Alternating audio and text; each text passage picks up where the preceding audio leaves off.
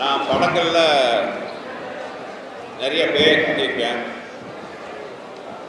தியேட்டரில் நிறைய வசூலை காட்டியிருக்கேன். தியேட்டரில் நிறைய கூட்டத்தை காட்டியிருக்கேன்.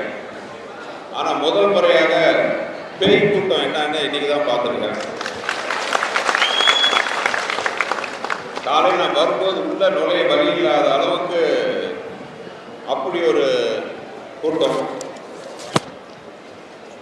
பார்க்கும்போது மனசுக்கு அவ்வளோ சந்தோஷமா இருந்துச்சு.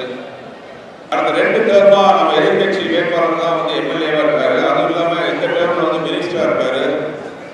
ரொம்ப பெரிய குடும்பத்தை சேர்ந்தவர், அரசியல் செல்வாக்கு முக்கியவர், இருந்தவர், அந்த கட்சியோட தலைமை குடும்பத்துக்கு மிகுந்த நெருக்கமானவர்.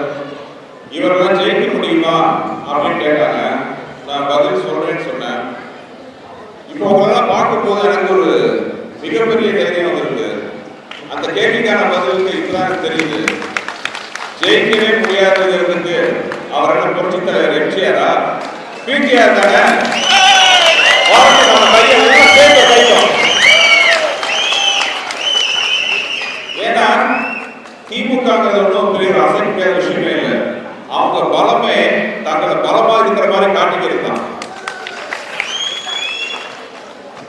அப்படி அவங்க அவ்வளவு பலமா இருந்தா எதுக்கு 24 கட்சி கூட்டணி தேவை?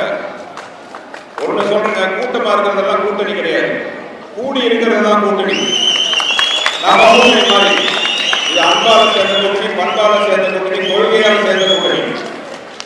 அந்த கூட்டணியில பாத்தீங்கன்னா நமக்கே தெரியும், ஒரே கூச்சல், குழப்பம், பிரச்சனை, வேட்பாளர்கள் மாத்துறது, லொட்டு அத்தனை.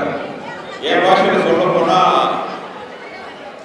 Building strong, basement weak. என் படத்தில் எனக்கு வாழ்க்கையே வர்றதை பார்த்து எனக்கு சிரிப்பா இருக்குது.